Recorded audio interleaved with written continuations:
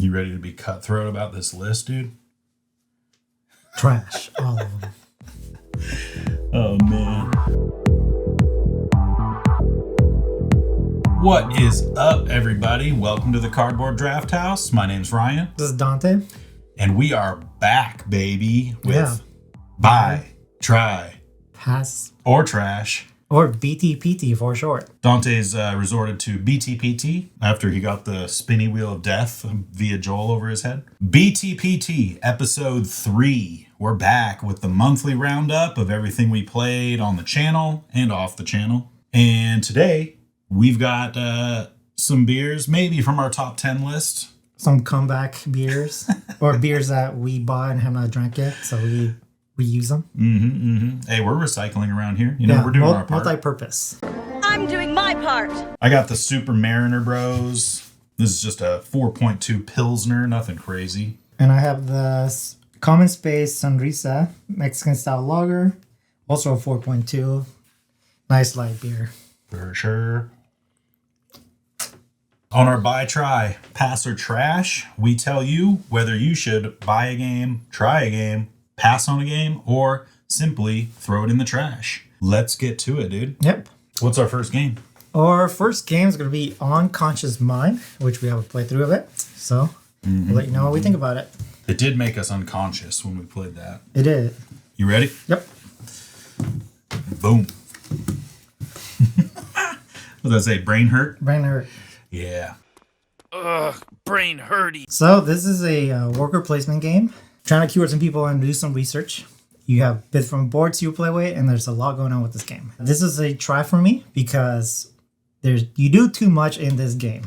Your turns are too long and you have to do too much, which puts you to a point where you have to keep track of every single little thing you have to do. You can do up to 2 actions, and after those 2 actions, you move your little ink pot, which then is another action. And after that, you might cure some people if you get some heart boxes, which is another thing, which might trigger another action. And you're doing multiple actions on a turn. At the end, you do a drafting of new patients, which is technically another action. It's a beast. There's a lot going on. It has great production, bits, the components, the art, everything is awesome on that front.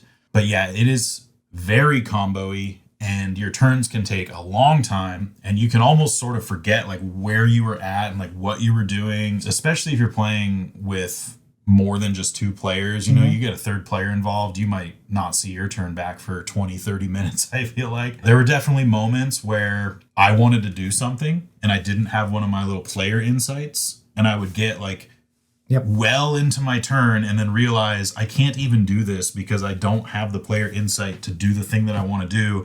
And I would have to rewind and be like, oh, okay, well, how do we fix this? That's why I have it as a try. If you like heavy games and thinky games and combo-y games, this might be up your alley. I think the components is great. I think the theme of the game is great. Some turns just take too long. And also the end game kind of shoots at you because you get eventually by the end you get turns, so you do a lot of things that you trigger multiple influence. Right? Yeah, you get multiple influences. In our game, he had a turn where he got 2, and then my family turn got 3, which triggered the end game. And then we had one more turn after that. So it just kind of shoots at you, and then again, your turns are really long, and you have a lot of things to keep track on. And it's not like one of those games where you're building up with those to those turns. You just get those turns, which can be a lot to process for some people, or just feel like this is too much for my brain right now. For sure. Yeah, I mean, even taking your action at the meeting table, wherever you put your little ideas, you have to pre-think about your ink pot and what that's going to do after you take the action on the meeting table. Planning out your turn, there's so much that you have to plan. It's burning my brain right now, trying to explain this game, Yeah. Which is funny. We put it at a try. I don't think it's a pass. I would play it again. But we have to build up to it. Yeah, you definitely want to come in fresh, and that's your first game of the day that you're playing.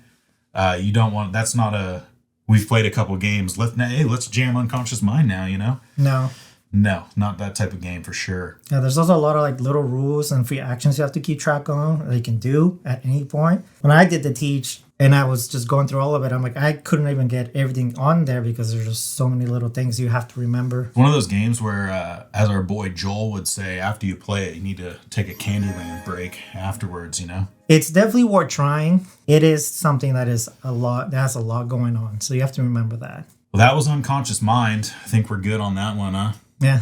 Let's move along to our next game on the list, which is Station to Station. Yep. Could these games be more different?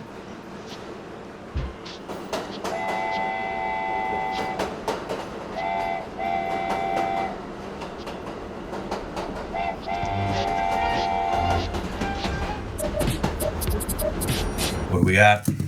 Oh, wow. Try, I choose you. You choose me? I just went with the classic choo-choo. So we're both a try on this game as well.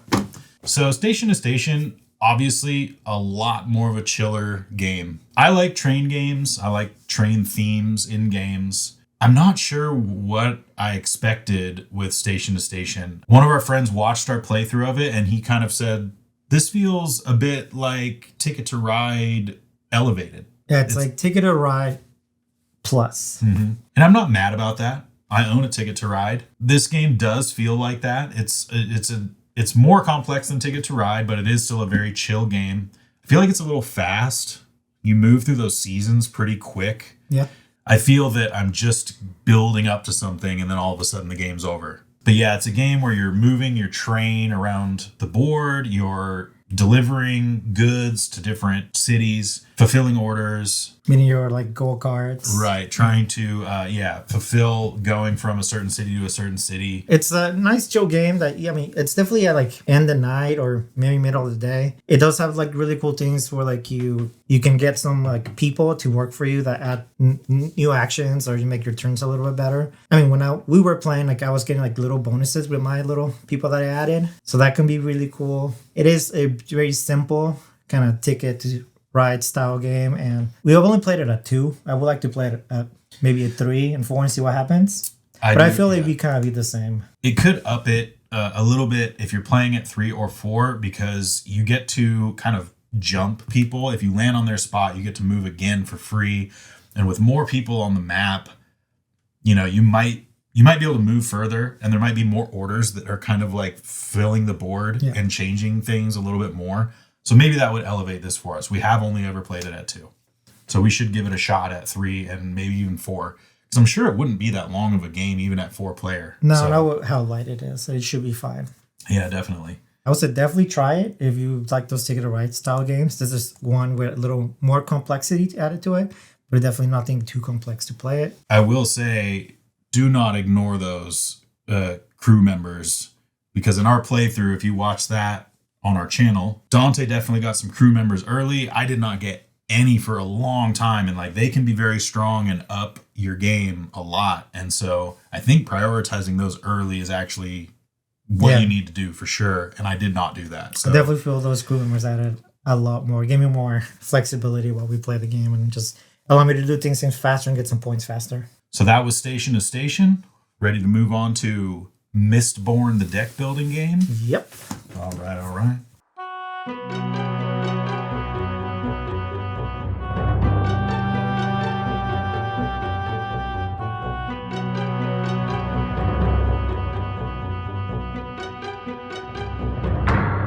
You ready? Yep. Boom. But pass, I heard, is based on a book.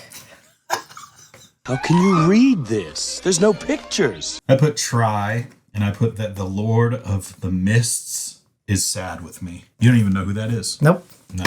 So this was Mistborn, the deck building game. Dante was a pass. I'm a try. I am reading the books right now. I'm in the middle, or I'm towards the end of the 3rd book. By the time this airs, probably I will have finished. Nerd! We were talking about how potentially if you've read the books or you know the source material, this game might be elevated a little bit more for you. You know a little bit more of what's going on. And so that I do feel that is true for me. Some of the cards that came out, you know, the Khandra and the Koloss and the Inquisitors and all of that stuff straight out of the book was very cool. The burning of the metals on your cards that you play in this game, I thought was cool. That's a cool mechanic. Building your combos of cards where you need to buy certain cards that need certain metals, but you can't overbuy or else you won't be able to use them. You need to diversify your metals. That was all done fairly well. The thing that both of us, if I might say, is the worst part of this game is the track of remembering to... Yeah, the track at the bottom that it upgrades your character. Yeah, the training track. Yeah. A lot of games have like at the beginning of your turn, do this thing. This one, that it's forgettable, and we forgot it a lot. We had to rethink. Did we do that? Did you up your track, or And we're trying to piece it together. And the other part of this game that I don't like, that I thought was fiddly, were the cards that were the quest cards at the top. Yeah, the tracks. Yeah. Yeah, they're just a card. They like spin around on the table a lot. Your cube kind of gets knocked around a lot. They gave you that dual layer player board for your training track, but then they didn't give like a dual layer thing for your cubes to move up this, quest track. And I'm just wondering. Yeah, I wish it was a piece of cardboard instead of a card. Because then your cubes would not be, the card would not be like spinning around or just filling. Or a board where the cards could like slot in. There's three little recessed slots and they just fall in there. And then there's tracks for your cubes on the side, or just something a little bit more than those cards. And I guess that's probably an upgrade that somebody could make and, you could do for that game. But those were really bad. Yeah. I'm not going to lie. The training track is very forgettable. Since I never read the books, I had no connection to any of the characters. I'm like, I have no idea what these people are. So maybe I didn't vibe as well as much of it. I also didn't care much for the burning the metals. And I feel you can get confused or forget to move your things to the right places. And then you can burn something extra and then flip it over. Flare, yeah. Yeah, you can flare something and then you flip over the tile. The little circle. And I think there's a lot of like little triggers you can forget about, because some things just trigger based on just using it in a different card. So it's something that you could just forget about it. We played it competitive, and we played the co-op. Mm-hmm. And I think the co-op just has like the one thing with the one. Is there multiple missions or just the one dude? It's just the one guy. It's just the one guy, which I kind of wish they had more variety. Because I guess we played against the one guy, and then there's nothing else. I don't want to spoil the books for anybody. So I guess if you're interested in reading the books, close your ears for a moment. The Lord Ruler gets killed in the first book. Okay. There could potentially be expansions to this game where there are more things that you're fighting against, I suppose. Those haven't come out yet. I don't know if they will ever come out with an expansion for this game. Maybe an expansion would elevate this a little bit more cards, more characters to play with. Like Dante said, we played it competitive and we played it co-op. I honestly kind of liked it co-op more. Yeah, I like a co-op more. I do appreciate with the competitive that they have this whole target mechanic. So you can't just gang up on one person if you feel that person's like really spiraling out of control and going to win. You can only ever attack the person that has the target. And then if they get hit, they can choose to keep the target or give it to the person that hit them. It sort of mitigates, people ganging up on one player to just get them out because, you're close to winning, so we're all going to attack you. That was a nice touch. The co-op was actually pretty fun, I thought, when we did it on the channel, but I just don't see us doing it many more times. I feel there's better deck builder side games like this out there that are just better for your time. Sorry, Mistborn. Sorry, Kelsier, the Lord of the Mist. That's who the Lord of the Mist is. Yep. So anyways, that was Mistborn, the deck building game. What are we talking about next, dude? Next we're doing a Get On Board. Another Sashi and Sashi game. My boy. My come sail away boy. Yep. So for Get On Board, I have Pass. I missed my stop. Oof. I also put pass. We're being rough this month. Get On Board is a flip and write. And it's a game where you just flip a card that shows you how many routes or the route tiles you can place down. And then your whole goal is to make a route and get connected to as many people and locations as possible to score points. And that's pretty much it. And then you can get some like free movements, and you can always choose if you don't like the route that the ticket is making you use, you can always lose points to choose specifically like a one-off a two-off road that you can build. It's a fairly easy game, Dante brought it over and showed it to me really quick, taught me really quick, and we played a game of it. Felt like I kind of struggled, even though it's an easy game. I made my routes and I felt like I was doing fine, but then I realized, I missed a bunch of those cards on the side where you were trying to like accomplish the objectives. So, maybe that was my problem.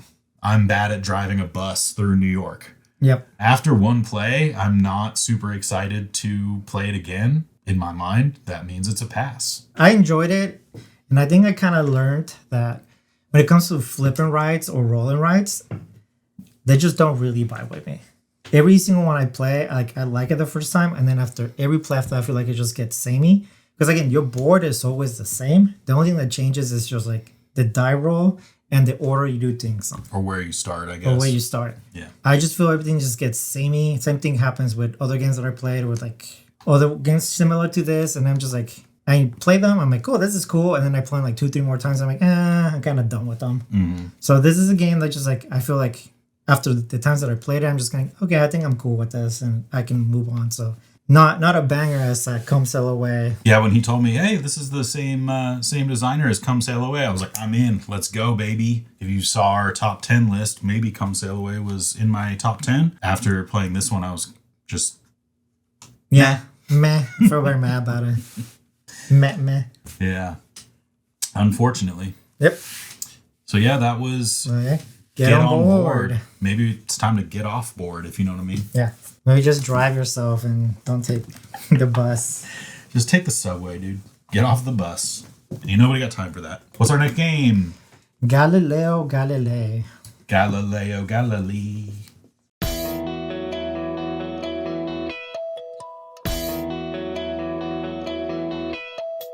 We got writers over here, dude. I don't know what I'm doing. I don't know what I'm doing. Trying to get fancy.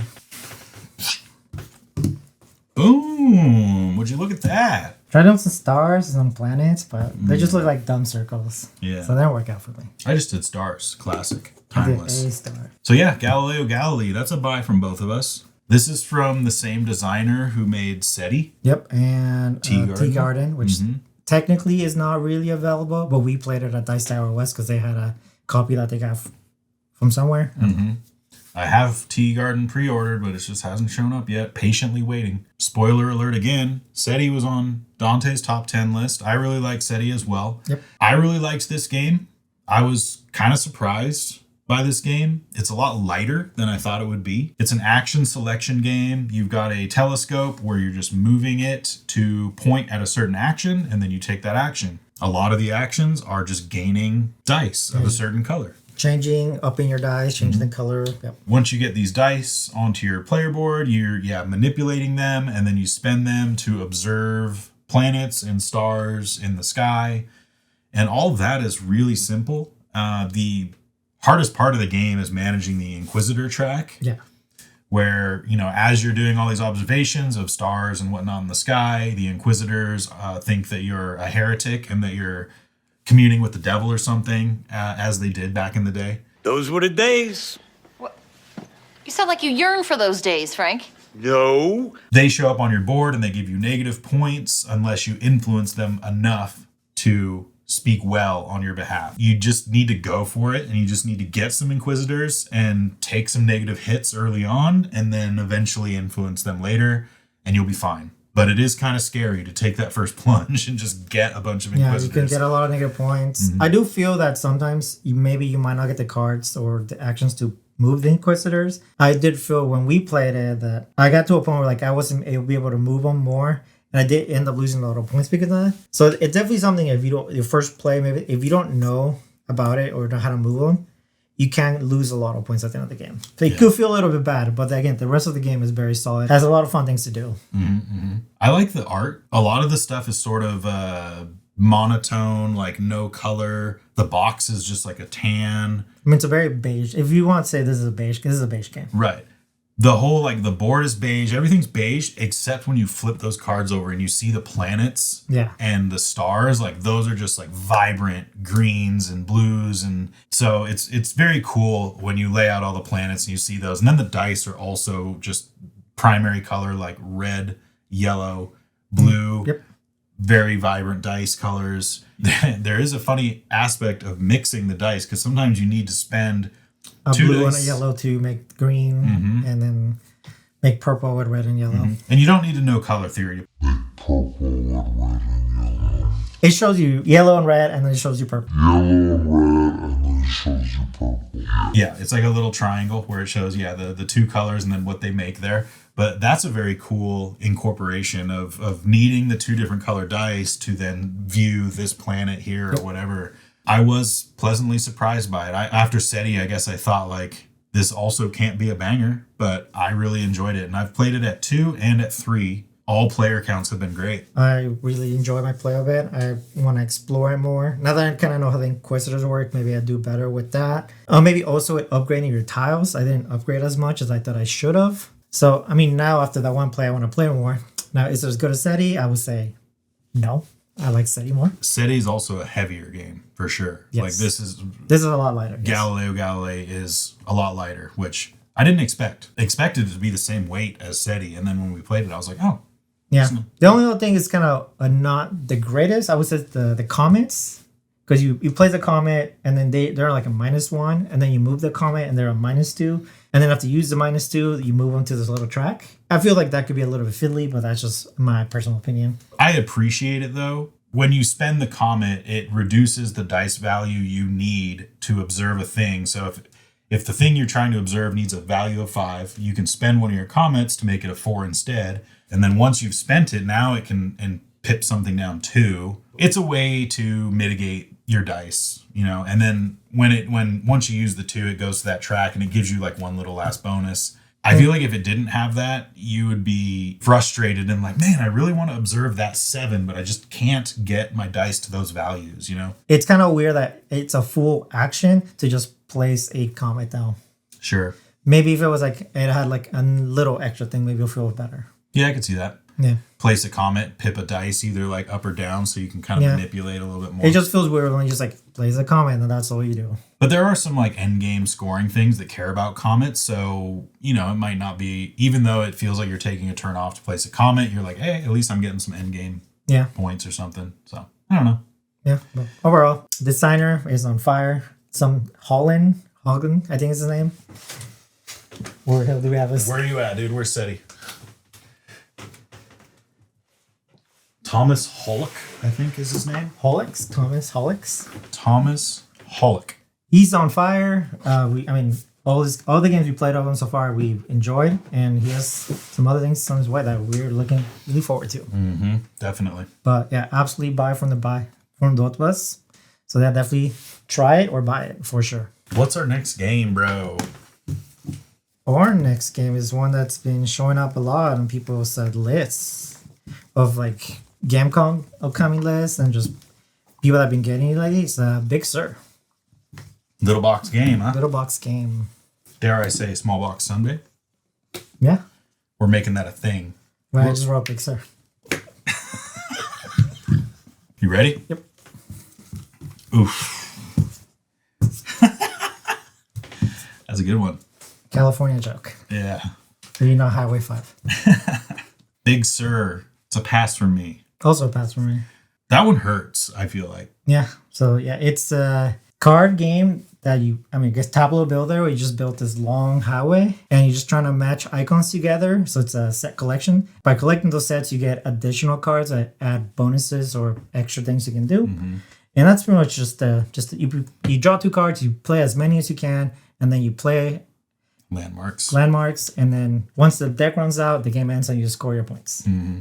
I like a lot of the things that this game is doing, but man, like for being a small box game like this, it's a lot thinkier than you would think it is, which isn't necessarily bad. The biggest strike against it is just the table space that it takes to play this small box card game, because you are building a highway and you need to keep it in a line. And if you watched our playthrough of this game, we had to readjust and Dante had to play below me because our highways would have crashed into one another. Yeah, when we're playing, like I kept having to move my cards because I was hitting the side of the table. You constantly have to keep moving your cards just to make room for it. It is a Tableau builder, so you're building this highway and you start to gain resources that become permanent that you can use on your turn. And at the end of the game, you know, it's almost hard to remember what cards you've triggered or what cards you've used already. And you're like building 3 or 4 other cards. And you're saying, I used this one. Oh no, I haven't used this one. I've used this one. Okay, wait. I suppose you could like Magic the Gathering, like tap the card a little bit if you're like, I used this, I used this. It's just a bit fiddly. And it's a weird table hog of a small box game. Yeah, it makes no sense. Yeah. I mean, the art's great also. I'll say that. Yeah, the art is great. And again, like I like all the things that it's doing. I like the tableau building of it. I like the set collection of it. I like how when you discard cards to pay for other cards, whatever is on top of your discard deck becomes a permanent resource that you can use. That's a really neat mechanic. Yeah. That your discard pile actually becomes something positive. Yeah, you end up with different resources, which is like, oh, your discard pile, then the ones you built on your highway, and then the cards in your hand you can discard them for. Oh, and then in the other game when we played with Tammy, the landmark deck had like 4 mountain cards come out. Yeah, sometimes the landmarks are not going to be diverse. And depending on what you're building and what you have, they might not match the symbols. So they just get stuck and there's nothing you can do about it unless you built that specific landmark to get those cards off. Yeah, Dante and I were over here building trees and flower bits of highway, and we never could take landmarks because nobody took the mountains. Yeah, there was no mountains or nobody was building mountains. Right. I wish there was like a way on your turn to maybe, you know, discard it. If you don't take a landmark, discard one so that it at least like refreshes or something. I don't know, but it looked like a great little gorgeous tableau builder, and it just kind of didn't hit for us. Sad but true. Yeah. Sad but true. It's a Metallica, dude. Hey, I'm gonna pass on driving down Highway 1. I'm also gonna pass. There's just better little box games out there you can play. Mm-hmm. On to the final game for our BTPT episode 3. People are gonna be mad at us for this one, dude. We had a lot of passes and stuff. I mean, we gotta tell the people. What's our last game, dude? Our last game is Moon Colony Bloodbath. It's also the episode where our buddy Joel made his first appearance. Mm-hmm. He edits some of the talking videos, and he's his first outing with us playing the game. Yeah, that's our first 3-player video. It's the first 3-player or first guest video. Yep. Mm-hmm. Ready to go? Yep. Moon Colony by Bath? So I put all of them, but my personal is try. I just feel that this is a game that actually fills in every single category. But my personal is try. This game is designed by the same designer who made the deck builder Dominion. This game is a tableau builder. At the start of the game is very fun, and you're building your moon colony, and you're getting all these things that start to work.